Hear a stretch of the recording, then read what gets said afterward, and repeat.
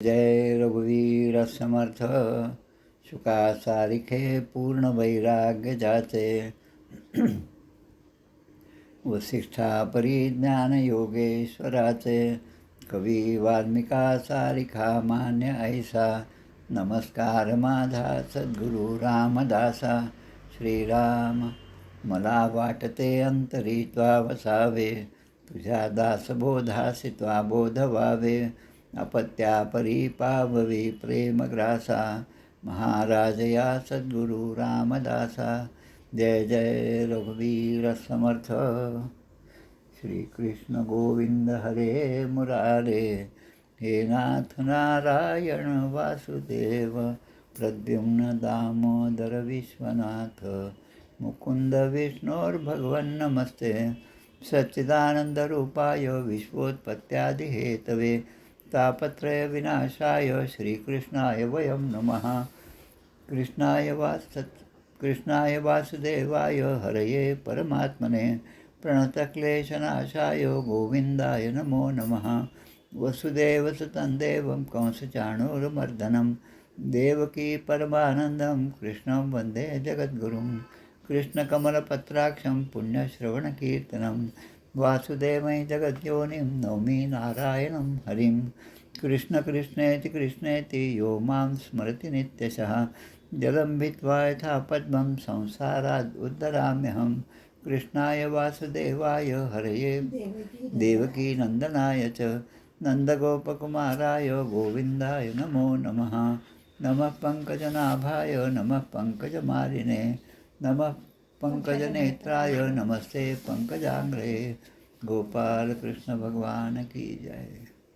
श्री भगवानुवाच ज्ञानं परमगुह्यं मे यद्विज्ञानसमन्वितं सरहस्यं तदङ्गं च ग्रहाणगलितं मया यावानहं यथा भावो यद्रूपगुणकर्मकः तथैव तत्त्वविज्ञानमस्तु ते मदनुग्रहात् अहमेवासमेवाग्रे नान्यद्यत् सदसत्परं पश्चादहं यदेतच्च योगशिष्येत सोऽस्म्यहं मृतेऽर्थं यत् प्रतीयेत् न प्रतीयेच्चात्मनि तद्विद्यादात्मनो मायां यथा भासो यथा तमः यथा महान्ति भूतानि भूतेषु चावचेष्वनु प्रविष्टान्यप्रविष्टानि तथा तेषु न तेष्वहम् एतावदेव जिज्ञास्यं तत्त्वजिज्ञासनात्मनः अन्वयव्यतिरेकाभ्यां यत्स्यात् सर्वत्र सर्वदा एतन्मतं समातिष्ठ परमेण समाधिना भवान् कल्पविकल्पेषु न विमुह्यति कर्हिचित् गोपाल कृष्ण भगवान की जय।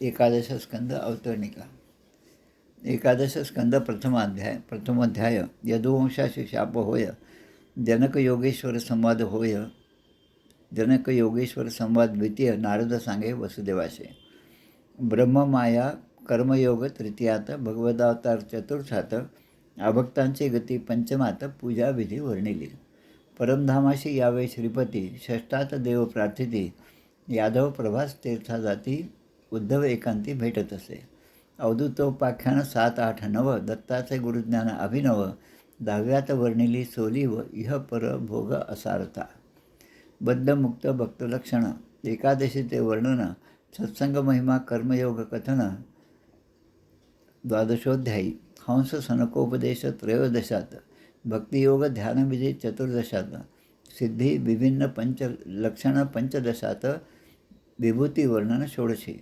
वर्णाश्रम धर्म निरूपण 17व्यात केले कथन वानप्रस्थी संन्यासी धर्म वर्णन बोलिले 18व्यात भक्ती ज्ञान साधन वर्णन 19व्यात कथन ज्ञानकर्म भक्ती वर्णन 20व्यात बोलिले गुणदोष व्यवस्था स्वरूप रहस्य त्याचा 21 होय तत्वसंख्या प्रकृती पुरुष सोय 22व्यात बोलिले तितिक्षु ब्राह्मण कथा 23 तो तत्वता सांख्ययोग ज्ञानगाथा 24व्यात बोलिले त्रिगुणवृत्ती निरूपण 25व्यात केले कथन पुरुरव्याचे वैराग्य कथन 26व्यात बोलिले क्रियायोग वर्णन 27व्यात केले असे निवेदिला परमार्थ 28व्या माझी भागवत धर्म निरूपण उद्धव बद्रिकाश्रम गमन 29व्यात कथन केले असे यदुकुळ संहार 30व्यात श्रीकृष्णावतार शेवट स्वधाम गमन 31व्यात सुरसकथा वर्णिली.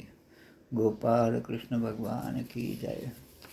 जय जय रघुवीर समर्थ श्रीराम जय राम जय जय. आज भाद्रपद शुद्ध षष्ठी शक 1947 29 ऑगस्ट. आजचा जो अध्याय आहे तो अतिशय महत्त्वाचा असा अध्याय आहे. उर्वशी आणि पुर्रवा यांची कथा आजच्या अध्यायामध्ये आहे. समर्थांनी आपल्या दासबोधामध्ये खूप ओव्या अशा लिहून ठेवलेल्या आहेत. संपूर्ण हा भागवत ग्रंथ वाचत असताना समर्थांच्या म्हणण्याचा अर्थ सहजपणे लक्षात येतो आणि एक आपली वृत्तीच होऊन जाते किंवा कुठे एखादा धार्मिक ग्रंथ वाचला की त्या संदर्भामध्ये समर्थ काय म्हणतात हे शोधून काढण्याचे. आता असं दोन्ही झाल्यामुळे श्रीमद भागवत ग्रंथ समजण्यास सोपा जातो आणि जो जो भागवत ग्रंथ समजतो तो दासबोधसुद्धा समजायला सोपा जातो. दासबोध म्हणजे समर्थांचं सगळंच साहित्य. हा जो आजचा अध्याय आहे त्यामध्ये जसं सांगितलं त्याप्रमाणे समर्थसुद्धा आपल्या ग्रंथराज दासबोधामध्ये नुसता स्त्री हा शब्द लिहिला. स्त्री, त्याला कुठेही प्रत्यय नाही, विभक्ती नाही, काहीच नाही, नुसता स्त्री. तरी पण 17 ओव्या श्रीमद ग्रंथराज दासबोधामध्ये आहेत. स्त्री कारणे लाज सांडली, स्त्री कारणे सखी सोडिली, स्त्री कारणे विघडिली सकळेही जीव लगे. आता इथे शब्द आहे स्त्री कारणे, म्हणजे मोठा शब्द आहे, नुसता स्त्री नाही. स्त्रीमध्ये 17 ओव्या आहेत, पण स्त्री कारणे-सुद्धा 7 ओव्या ग्रंथराज दासबोधामध्ये आहेत. त्या सगळ्या ओव्या ज्या आहेत तिसरा दशक दुसरा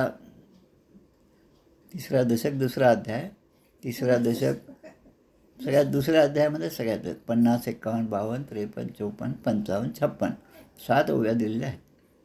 आता आपण जेव्हा हे आख्यान ऐकणार आहोत त्यापूर्वी ही पार्श्वभूमी आपल्या मनाची तयार झाली पाहिजे, म्हणून हे सगळं सांगितलं आहे. स्त्री कारणे लाज सांडिली, स्त्री कारणे सखी सोडिली, स्त्री कारणे विघडिली सकळेही जीव लगे. स्त्री कारणे देह विकेला, स्त्री कारणे सेवक झाला, स्त्री कारणे सांडविला विवेकासी, स्त्री कारणे लोलंगता, स्त्री कारणे अतिनम्रता, स्त्री कारणे पराधीनता अंगीकारिली, स्त्री कारणे लोभी झाला, स्त्री कारणे धर्म सांडिला, स्त्री कारणे अंतरला तीर्थयात्रा स्वधर्म, स्त्री कारणे सर्वथा काही शुभाशुभ विचारले नाही, तनु मनु धनु सर्वही अनन्य भावे अर्चिले, स्त्री कारणे परमार्थ बुडवला, प्राणी सोहतास नाडला, ईश्वरी कानकोंडा झाला, स्त्री कारणे कामबुद्धी, स्त्री कारणे सोडली भक्ती, स्त्री कारणे सोडिली विरक्ती, आणि स्त्री कारणे सायोज्य मुक्ती तेही तुच्छ मानिली. असा हा समर्थांचा उपदेश आपल्याला दिलेला आहे. जसं चौकामध्ये गेल्यावर लाल हिरवा पिवळा लाईट असतो तसं या ठिकाणी सावधानता घेण्यासाठी समर्थाने स्त्री कारणे या एका शब्दावर या सगळ्या ओव्या दिलेल्या आहेत. त्याप्रमाणे म्हणजे सावध राहा असं ते सांगतात. आता दुसरं उदाहरण जे आहे की का सावध राहा, त्याचं म्हणजे आमचं कुलदैवत असणारं तिरुपती बालाजीची पोथी श्री व्यंकटेश विजय. सगळ्यांनी कधीतरी आयुष्यामध्ये ही पोथी नक्कीच वाचावी. या पोथीचे वैशिष्ट्य खूप आहेत. अगदी सांगायचं म्हणजे या तिरुपती बालाजीचं पद्मावतीशी जे लग्न झालं त्याचे 3 अध्याय त्या लग्नाचं वर्णन करणारे आहेत. आणि आपल्यासाठी आपण जे म्हणतो शुकासारखे पूर्ण वैराग्य जाते, असं पूर्ण वैराग्य समर्थांच्या जवळ होतं. पण या 3 अध्यायामध्ये शुकदेवांना जेव्हा तिरुपती बालाजीचं पद्मावतीशी लग्न ठरलं हे जेव्हा समजलं आणि नंतर ते जेव्हा सगळं वऱ्हाड घेऊन त्या लग्नासाठी जात होते तेव्हा शुकदेवांच्या आश्रमामध्ये हे सगळे थांबले. अनेकच ऋषी देवगण 3.5 कोटी एवढी मोठी संख्या दिलेली आहे. त्यावेळेस शुकदेवांना जो आनंद झाला तो आनंद अगदी अवर्णनीय आहे. हे 3 अध्याय वाचूनच तो आमच्या सगळ्यांच्या आपल्या लक्षात येईल. आता ज्यांचं पूर्ण वैराग्य असं आहे आपण म्हणतो त्यांनासुद्धा इतक्या प्रकारचा आनंद झाला. तर हे कौतुक जे आहे ते आपण त्या ग्रंथातूनच वाचावं. आता त्या ग्रंथामध्ये एक अध्याय तो फार महत्त्वाचा आहे, 4था अध्याय. अगोदरच्या अध्यायांमध्ये या पर्वताला अंजनाद्री, शेषाद्री हे नावं कसे पडले हे सगळं दिले, त्याची कथा दिली. आता ते सांगतात व्यंकटगिरी, व्यंकट हा शब्द आहे, ते हे नाव कसं पडलं त्यामध्ये ते एक पूर्व इतिहास सांगतात. तिरुपतीला जाताना म्हणजे आता आमच्याकडून जाताना गुडूर नावाचं स्टेशन लागतं, तिथून पुढे कालहस्ती स्टेशन लागतं आणि पुढे रेणीगुंटा आणि मग तिरुपती. त्या कालहस्ती गावामध्ये एक पुरंदर नावाचा ब्राह्मण राहतो. सच्शील ब्राह्मण, चारी वेदांचा अभ्यास असणारा, वेद उपनिषद या सगळ्यांवरचं प्रभुत्व असणारा ब्राह्मण राहत होता. त्या ब्राह्मणाला बराच काळ मूल नव्हतं आणि पुढे जेव्हा मूल झालं तेव्हा त्याचं नाव त्याने माधव असं ठेवलं. हा माधव लहानपणापासून खूप हुशार बुद्धीचा होता वडिलांप्रमाणे आणि योग्य वय झाल्यावर माधवाचं लग्न चंद्रलेखा नावाच्या एका कन्याशी, चांगल्या कुलीन कन्याशी केलं. आता माधव चंद्रलेखा यांचा संसार सुरू झाला. आता वडील पुरंदर आणि या माधवाची आई आता ते निवृत्तीपथाकडे लागले. आता या दोघांच्या संसारामध्ये एक विघ्न आलं, ते सुद्धा स्त्री कारणे. पण ती स्त्री म्हणजे ही चंद्रलेखा नव्हती. विवाहित जी त्याची पत्नी होती ती नव्हती. आता एकदा यांच्याच मनामध्ये आलं, या माधवाच्या एवढा मोठा विप्र, सगळं जाणणारा, पण त्याचा विवेक जो आहे तो ढळला. विवेकाचे फळते सुख, अविवेकाचे फळते दुःख. आता हे दुःख काय हे आपल्या लक्षात येतं. पत्नीला म्हणतात की आपण आता जंगलामध्ये जाऊ, काहीतरी मला तुझा संग पाहिजे म्हणून आपण जंगलामध्ये जाऊ. आता पत्नी जी आहे ती हुशार होती. आपण म्हणतो धर्मपत्नी हा शब्द आहे, धर्मपती हा शब्द नाही. धर्मपत्नी म्हणजे पतीच्या धर्मामध्ये साथ देणारी ती धर्मपत्नी. पतिधर्म, स्त्रीधर्म, पुत्रधर्म असे अनेक प्रकारचे धर्म भीष्मराजाने प्रयाणकाळी सगळ्यांना सांगितले त्या काळात. तसं या ठिकाणी या आता माधवाला तो त्या पत्नीला घेऊन त्या ठिकाणी जंगलामध्ये गेला. पण एक आश्चर्य घडलं. आता आश्चर्य म्हणजे पुढे जी नियतीने वाढवून ठेवलेलं असतं त्याप्रमाणे ह्या कर्माची साखळी ही आपोआप तयार होत असते. तिरुपती बालाजीचं लग्न पद्मावती श्रीदेवीशी झालं, याची साखळी या कथेमध्ये आहे. आता त्या ठिकाणी गेला तर त्याला एका चांगल्या वनामध्ये एका झाडाखाली तरुण स्त्री दिसली आणि ती तरुण स्त्री दिसल्याबरोबर याचं मन त्या ठिकाणी आकर्षित झालं. बरोबर स्वतःची पत्नी असताना तिला ते सांगतात, माधव सांगतो की तू आता घरी जा, मी माझी वेळ झाल्यानंतर माझी इच्छा पूर्ण झाल्यानंतर मी घरी येईन, तू काही काळजी करू नको. आता पत्नी बिचारी नवीन विवाहित ती घरी निघून गेली, आईवडील सासू सासऱ्यांच्याकडे गेली. आता या माधवाने तिथे दिसलेल्या स्त्रीशी संवाद केला. तू कोण आहेस, कुठून आलीस आणि या ठिकाणी कशी आलीस वगैरे ती सांगायला. आता ती जी स्त्री होती तीसुद्धा खूप चांगली होती आणि ती त्यांना म्हणते की मी कुंथळा नावाची एक चांडाळीण आहे, खालच्या जातीची आहे. तुम्ही ब्राह्मण दिसता, वेशावरून तुम्ही ब्राह्मण दिसता, कपाळी कुंकू आहे, गळामध्ये रुद्राक्ष आहे, जानवं आहे आणि हे सगळं पाहून ब्राह्मण वंशामधले तुम्ही दिसता आणि माझा स्पर्श किंवा माझ्याशी बोलणं हे सुद्धा तुम्हाला वर्ज्य आहे आणि म्हणून तुम्ही या ठिकाणी थांबू नका. पण यानेच खूप आग्रह केला. अशी ती या पूर्वव्याच्या आख्यानाला जोडणारच हे आख्यान असल्यामुळे ते सांगत आहे. तर ती त्याच्याशी रममाण झाली. आता हा रममाण झाला आणि मग दोघांनी अनेक वर्ष त्या ठिकाणी काढली. आता हा घरी जाणंसुद्धा विसरला. रोजचं स्नान, संध्या, जप, ध्यान, हवन, पंचोपचार, पूजा वगैरे हे सगळं गेलं सगळं त्याचं. आता तिच्याबरोबर राहत असताना कुठलीच आठवण नाही. पण पुढे झालं असं की कर्मयोगाने ती जी बाई होती कुंथळा, हिचं मरण ओढवलं. आता जिच्यासाठी हे सगळं त्याने सोडलं, आचार धर्म सोडला, ती कुंथळा जर मरण पावली तेव्हा आता काय करावं म्हणून वैराग्य याच्या ठिकाणी निर्माण झालं. असंच वैराग्य आजच्या पूर्ववयाच्या कथानकामध्ये सुद्धा आहे. आणि या वैराग्याच्या पोटी तो त्या ठिकाणून निघाला आणि एक चांगला संघ मिळाला. म्हणजे कर्म कसं आपलं घडत जातं, सत्कर्म असेल तर कशी चांगली वाट सापडती, त्याप्रमाणे काही ऋषी मुनी, काही ब्राह्मण हे तीर्थयात्रेला जात होते. सहज यांनी विचारलं, तुम्ही कुठे जातात? ते म्हणतात, आम्ही शेषाद्री पर्वतावर जात आहोत. शेषाद्री पर्वत म्हणजे आता तिरुपतीचा पर्वत. आणि ते म्हणतात तू सुद्धा आमच्याबरोबर ये. आता त्यांच्याबरोबर जात असताना सहज बोलणं झालं. तेव्हा या माधवाने आपली सगळी कथा सांगितली. तेव्हा ते म्हणतात की काही हरकत नाही, तू कितीही अपराधी असलास तरी तुझ्या अपराधाचं क्षमन हे या ठिकाणी होणार आहे, या तीर्थयात्रेमध्ये होणार आहे. आणि या क्षेत्राच्या दर्शनासाठी जे लोक जातात त्यांच्या पातकांचा हळूहळू नाश होतो. तो पर्वत चढला तरी पण पातकांचा नाश होतो. आता या भावनेने तो त्या समुदायामध्ये चालू लागला. पुढे ब्रह्मदेवाने त्याला दर्शन दिलं, कोणाला? या माधवाला.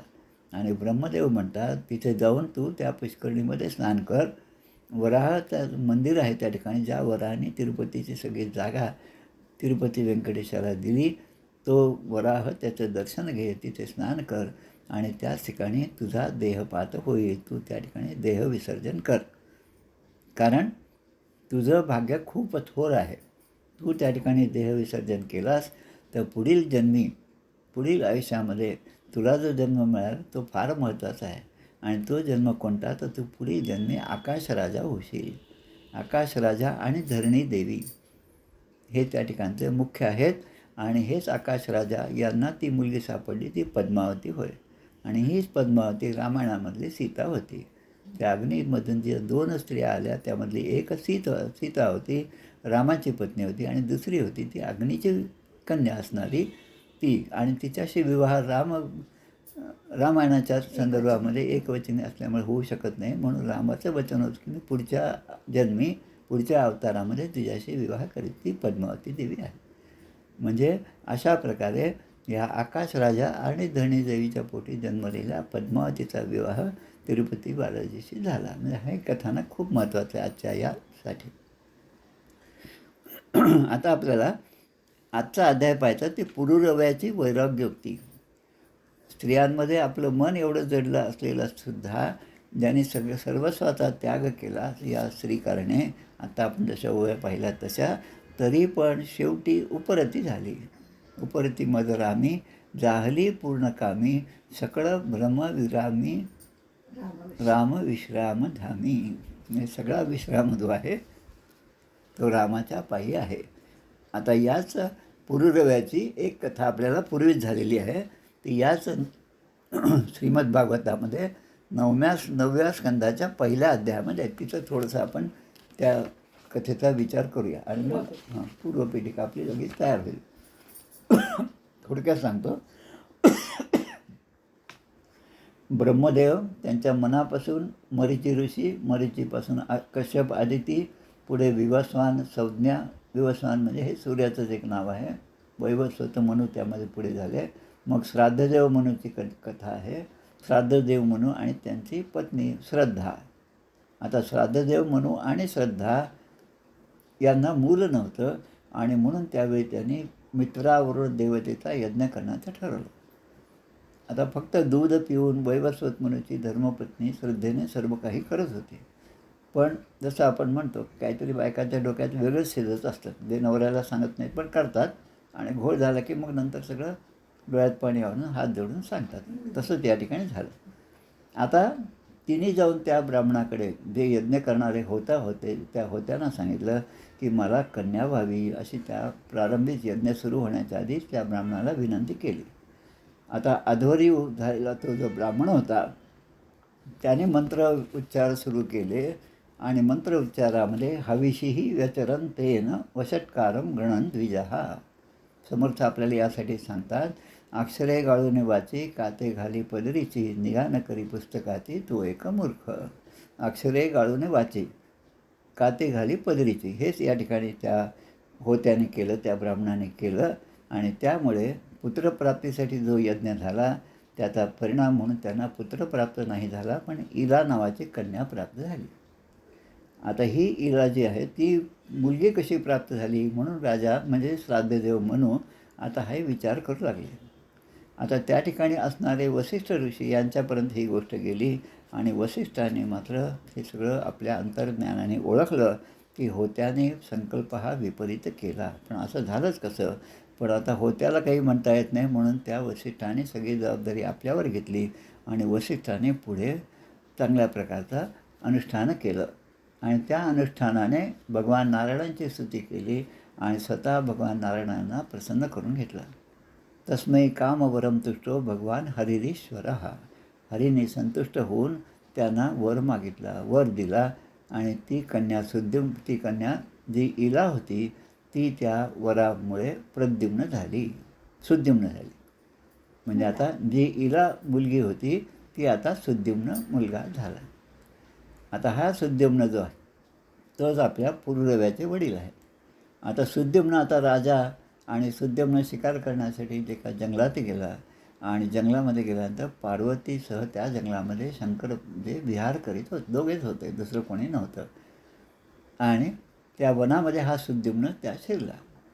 त्या वनाला पूर्वी सप्तर्षी त्या ठिकाणी आले होते आणि ते जेव्हा आले, अचानक आले, तेव्हा पार्वती आणि शिव हे एकत्र बसलेले असताना पार्वतीच्या अंगावरचा पदर जो आहे तो किंचितसा ढळला.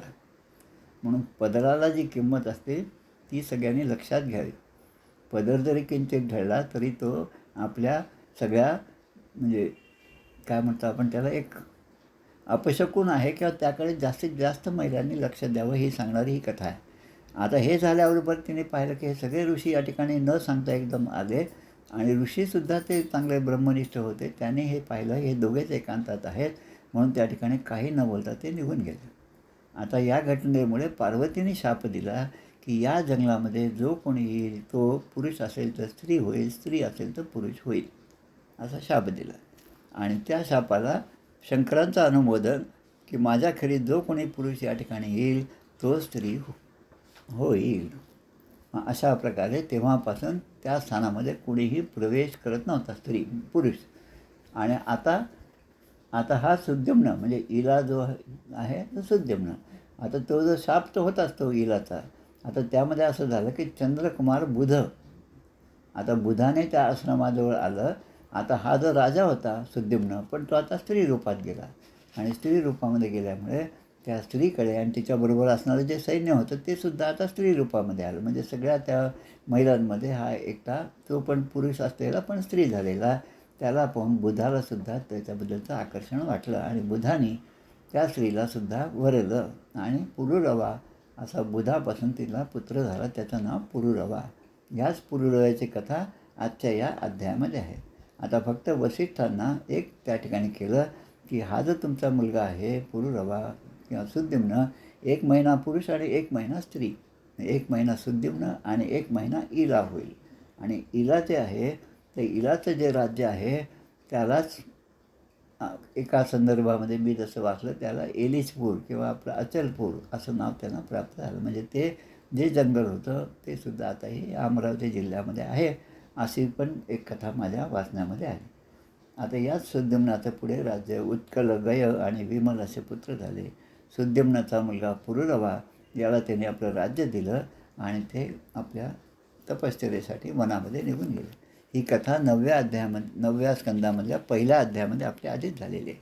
आता आपण आजचा जो अध्याय आहे 26वा अध्याय त्याकडे वळत आहोत. पूर्वपीठिका लक्षात आल्यानंतर धोका काय आहे ते लक्षात आल्यानंतर माणसाने सावध व्हावं आणि तो जर सावध झाला नाही मग त्याच्यासारखा आत्महत्याला कोणीच नाही असं समर्थ आपल्याला सांगतात. त्यांनी नरदेह प्राप्त होऊनसुद्धा स्वतःचाच घात केला. आता या ठिकाणी जे येतं, आता भगवंत सांगतात या ठिकाणी कोणाला, उद्धवांना सांगत आहे पुरुरव्याची वैराग्योक्ती कशी होती ते सांगतात की ते म्हणतात की जे लोक कामसेवन आणि उदरभरण यांनी संतुष्ट असतात अशा दुर्जनांची कधीही संगत करू नये. संगम न कुर्यात असताम शिष्णोदरतृषाम क्वचित तस्यानुगमस्तमस्यंधे पतंत्यानु अनुगांधवत. अंधवत म्हणजे आंधळा माणूस आणि त्याला साथ मिळाली दुसऱ्या आंधळ्याची आणि दोघेही तसे काही म्हणजे इच्छित ठिकाणी पोहोचू शकत नाही. तसं जो कामसेवन करणार आहे आणि उदरभरण करणार आहे या दोघांवरच ज्याचं सगळं आयुष्य आहे आणि यातच जो आनंद मानतो त्याची संगत चांगल्या माणसाने कधीही करू नये. ऐलस संप्राडिया गाथाम अगायत बृहश्रुवा उर्वशी विरहान मुह्यन निर्विण्ण शोक संयमे. हे पुरुरवा आणि उर्वशीचं आख्यान हे आता आपण जे ऐकलं त्याचा आता हा पुढचा भाग या ठिकाणी दिला. आता त्या स्त्रीशी, आता ती उर्वशी कोण होती तर उर्वशी याच्यासाठीच याची परीक्षा पाहण्यासाठी म्हणून स्वर्गातून देवाने ती पाठवली होती. ती उर्वशी याच्याकडे आली. आता उर्वशीचा एक आल्यावर तिचा उद्धार, तिने पुन्हा स्वर्गामध्ये जावं यासाठी एक अट होती तिची की हा पुरुरवा ज्याला मी कधी नग्न अवस्थेत पाहील तेव्हा मी स्वर्गामध्ये जाण्याच्या लायकीचे होईल. म्हणून दासबोधामध्ये सुद्धा एक ओवी आहे, पुरुषाचेने अष्टगुणे स्त्रियेसी ईश्वरी देणे ऐशा केल्या बहुत जेणे तो एक मूर्ख. आता हा पुरुरवा जो आहे तो ऐल जो आहे त्याने सुद्धा त्याचं चित्त जे आहे या पुरुरव्याचं या उर्वशीने मोहून नेलं होतं आणि तिच्या मागे धावा सुटला. दिवस रात्र तिचाच विचार, राजा, राज्य, आपलं राज्य, त्याचं भलं करणं, राज्याचं शासन करणं, या सगळ्या गोष्टी त्याच्या मनातून निघून गेल्या. त्याचा विवेक ढळला आणि त्या विवेक ढळल्यामुळे तो आता तिच्याच मागे लागला. आता त्या क्षुद्र विषय सेवनामध्ये तो इतका बुडून गेला की काही रात्र, काही दिवस, काही वर्ष किती गेले हे सुद्धा त्याच्या लक्षात आलं नाही. पण जेव्हा उपरती झाली तेव्हा तो म्हणतो, नाहम वेदाभिर्निर्मुक्त सूर्यो वाग्भ्युदितो पुया मुषितो वर्षपुगानाम बता हानी गतान्यत. तिच्या सहवासामध्ये सूर्य उगवला, आता आपल्याला संध्या केली पाहिजे, सूर्यास्त झाला, आता आपल्याला संध्या जप केला पाहिजे, हे सुद्धा मी विसरून गेलो आणि त्या उर्वशीने मला पुरतं लुटलेलं आहे. मी एवढा धनवान राजा होतो, सगळं सार्वभौम होतं, सगळ्या पृथ्वीवर माझंच राज्य होतं आणि ते सगळं मला ते सोडावं लागलं. तर प्रजेवरची सत्ता हे सगळं सोडून उर्वशी ती निघून चालली त्याच्यापासून, कारण त्या ठिकाणी 2 रेडे महिषा म्हटलेलं आहे, जे अश्विनी कुमार होते. तर ते त्या ठिकाणी इंद्रानेच पाठवलेले होते आणि ते जेव्हा मला सोडून जातील तेव्हा मी स्वर्गामध्ये जाईल असं तिने आधीच सांगितलं. आता योगायोगाने हीच सगळी लीला आपण म्हणतो त्याप्रमाणे झालं आणि त्या दोन्ही महिषाच्या मागे हा गेला रात्रीच्या वेळेस आणि जाताना त्याचं वस्त्र गळालं. तिने निर्वस्त्र अवस्थेत त्याला पाहिलं आणि ती आता स्वर्गामध्ये जायला गेली. तर स्त्रियाने माझं मन असं केलं आणि गाढवाप्रमाणे मी तिच्या मागे पळत गेलो. स्वतःचा स्वार्थही मला समजला नाही. स्वतःला मूर्ख मी झालो आणि पंडित समजणारा मी असा राजा असं झालो. म्हणून स्त्रियांच्या सहवासामध्ये गाढव बैलासारखं आयुष्य माझ्याकडे आलं. अनेक वर्ष त्या उर्वशीचे आदरामृत सेवन केले, पण माझी कामना वासना तृप्ती झालीच नाही. जसं आहुतीमागे आहुती टाकल्या तरी अग्नी हा थंड होतो नाही, तो अधिकाधिक प्रज्वलित होतो, तसं माझा मोह जो आहे तो काही कधी नाहीसा झाला नाही. आता दोरीचे स्वरूप जर आपल्याला समजलं ती दोरी आहे म्हणून, तर मग त्या सापाचं भय वाटण्याचं काही काम नाही. पण तो सापच आहे हा आपला एकदा ग्रह झाला, हा एकदा भ्रम झाला की मग त्या ज्ञानाकडे माणूस वळतच नाही. तसं कुठे ते मलिन दुर्गंधीने भरलेले अपवित्र शरीर आणि ते कुठे ती सुकुमारता असणारी ती उर्वशी असं त्याच्या मनात विचार आला. मग तो त्या उपरतीपोटी विचार करू लागला की माझं हे शरीर आहे ते माझ्या आईवडिलांच्या मालकीचं आहे का, कारण त्यांच्यापासून माझा जन्म झाला, की माझं हे शरीर माझ्या पत्नीचं आहे, की हे एखाद्या अग्नीचं किंवा कुत्र्या गाढवाचं आहे, कारण मरून गेल्यावर कुत्रं गाढवं जंगलात टाकल्यानंतर कोणी पण खाईल, मग ते शरीर कोणाचं आहे असं दासबोधात जसा विचार दिलेला आहे, नरदेह स्तवन केलेलं आहे, तसंच या ठिकाणी सुद्धा खूप छान प्रकारे दिले आहे. मृत्यू निरूपणासारखा शरीर कसं आहे ते त्वचा, मांस, रक्त, स्नायू, मेद, मज्जा, हाड यांचा समूह आहे आणि तो त्या कातडीने त्याला शिवलेलं आहे. मग आता हे सगळं जे सत्य आहे त्याला हळूहळू पटायला लागलं.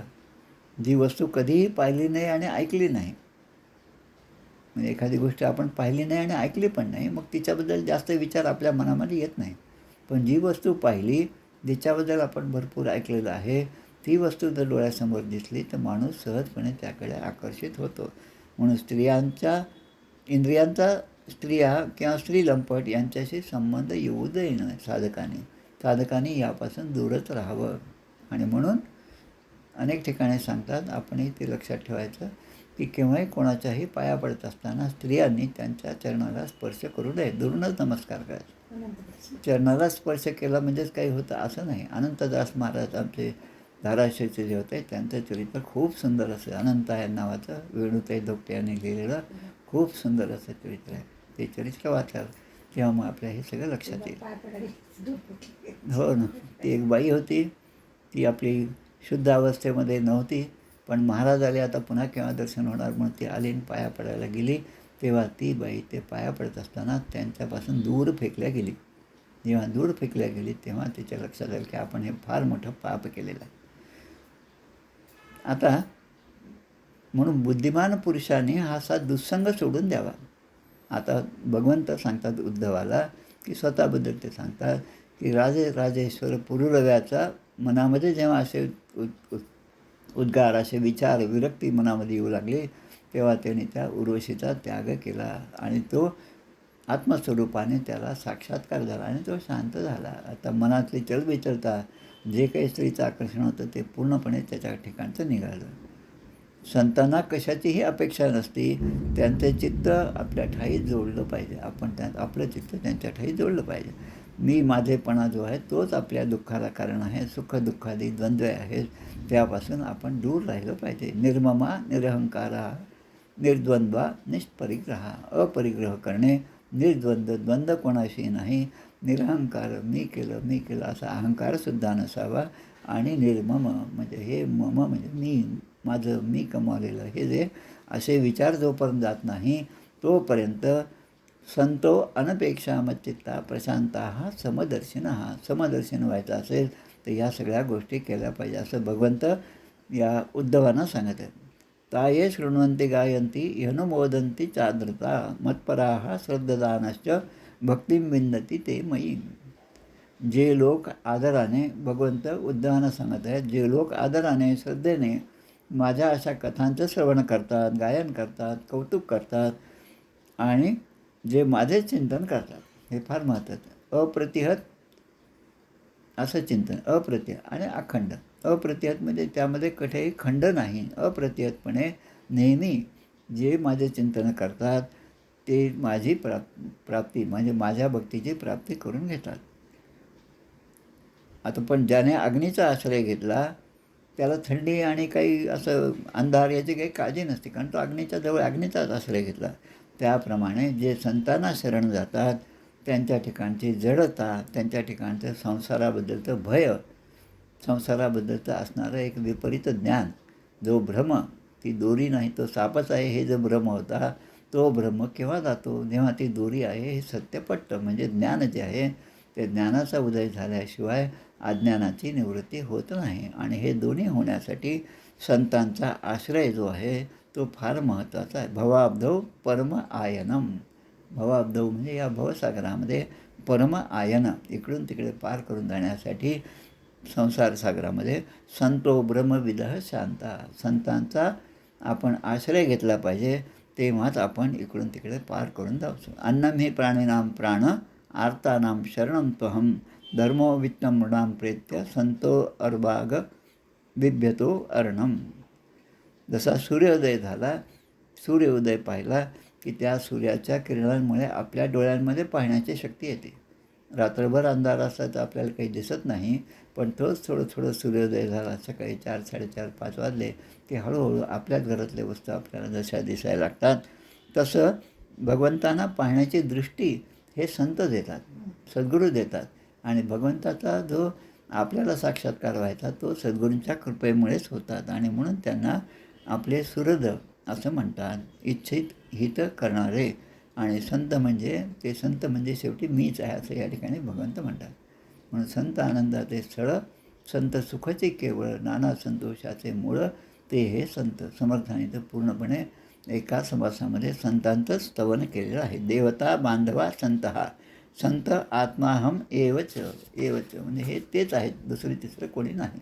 अशा रीतीने पुरुरव्याला आत्मसाक्षात्कार झाला आणि उर्वशीबद्दलचं त्याचं आकर्षण निघून गेलं आणि त्याच्या सर्व आसक्ती नष्ट झाल्या. नष्टो मोहम स्मृतिर्लब्ध्वा.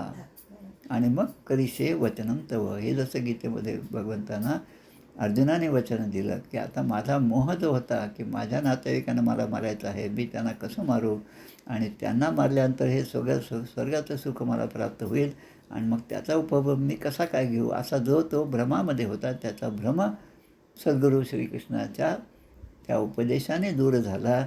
तसं या ठिकाणी पुरुरवा आत्म्यामध्ये स्वतःच्या रममाण होऊन गेला आणि तो स्वच्छंदपणे या पृथ्वीवर विचरण करू लागला.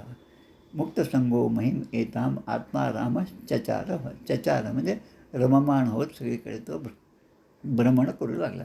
असा हा छोटासाच अध्याय आहे. पुरुरव्याचं आत्मकथन या ठिकाणी आहे. संसारामध्ये गुरफटलेल्या माणसाला मुक्ती कशी प्राप्त होती आणि त्यामध्ये सद्गुरूंचं काय मोठं कार्य आहे हे सगळं लक्षात घेतल्यानंतर याचे धोके लक्षात घ्यावेत. समर्थांनी लगेच दुसऱ्याच अध्यायामध्ये, दुसऱ्या दशकामध्ये हे सगळं सांगितलं आपल्याला. आणि ते झाल्यानंतर 3ऱ्या 4थ्या दशकामध्ये आपल्याला सगळं 9विधा भजनं जे आहेत, 9विधा भक्ती जे आहेत ते आपल्याला सांगितलं. याचं कारण की तिसऱ्या दशकामध्ये सुगुण परीक्षेच्या दशकामध्ये संसाराचे सगळे धोके अनेक प्रकारे त्यांनी सांगून दिलेले आहेत. आता एवढं सगळं संत सांगत असतानासुद्धा जर आपण त्याप्रमाणे वागलो नाही तर आपलं हित करण्यासाठी परमेश्वर म्हणतो, मी त्यांना बुद्धी दिली, मी त्यांना विवेक दिला, मी त्यांना सगळं दिलं, पण आता तेच जर काही करत नसतील तर त्याचा माझा नाईलाज आहे. त्यामुळे मी कोणाचाही उद्धारही करत नाही, कोणाला काही गर्तेमध्ये सुद्धा टाकत नाही आणि प्रत्येकजण आपापल्या कर्मानुसार प्राणी या ठिकाणी भोगत होतो. जैसे देहाचे कर्म त्याप्रमाणे त्याला फळ मिळतं, तसं फळ त्याला प्राप्त मिळतं. आणि म्हणून या ठिकाणी हा अध्याय या ठिकाणी समाप्त होतो. आता उद्याच्या अध्यायामध्ये आपल्याला क्रियायोगाचे वर्णन हा भाग पाहायचा आहे. इति श्रीमद्भागवते महापुराणे पारमहंस्यां संहितायां एकादशस्कंधे षड्विंशोऽध्यायः. श्रीकृष्णार्पणमस्तु. आरती म्हणूया आपण. म्हणजे 2-3 जे असे संदर्भ आहेत तेही लक्षात घ्यावेत, म्हणजे महाअध्याय समजायला सोपा जातो. जय हो जय श्री भागवता, आरती करी तुझ भगवंता. जय हो जय श्री भागवता, आरती करी तुझ भगवंता. श्री शुकमुनीने परम भक्तीने नाना परीने गायले जा हरिचरिता. आरती करी तुझ भगवंता. वेद तरुचे मधुर फळ, स्वादुरसे जे सोज्वळ. आत्माराम मुनी अचळ, सेवुनी करीती जन सफळ. महापर्वणी आली अवनी, की अगहरणी भवजलतरणी. ती पतिता आरती करी तुझ भगवंता. येथे व्यासाची वाणी, सार्थक हरिगुण गावोनी. शास्त्र पुराणी मुकुटमणी, परम प्रेमामृत जननी. सहज सेविता भाविक भक्ता, उदारदाता मोक्ष तत्वता देहाता. आरती करी तुझ भगवंता. गमते जणू मानस तीर्थ, 12 सोपाने युक्त. निर्मल भक्ती जले भरित, विहरे हरिहंस चितेत. श्लोक सुकुमले संत अधिकुले, सेवुनि रमले भान विसरले. रस पिता आरती करी तुझ भगवंता. अपार महिमा ग्रंथाचा, वधवे ना कोणासाचा. मेवा कविवर संतांचा, प्राणची कीर्तनकाराचा. जडुबोधाचा स्वयंप्रभेचा, 12 कळीचा रवी अंतरिता. तमहर्ता आरती करी तुझ भगवंता. ग्रंथ नव्हे हा श्रीकृष्ण, गीते वेधी मन पूर्ण. अनन्य होता या शरण, खचित टळे जन्म मरण. त्रितापदाती चिरये शांती, नाथही वदती रामपदी ठेवी माता. आरती करी तुझ भगवंता. जय हो जय श्री भागवता, आरती करी तुझ भगवंता. गोपाल कृष्ण भगवान की जय. जय जय रघुवीर समर्थ. श्रीराम जय राम जय जय राम.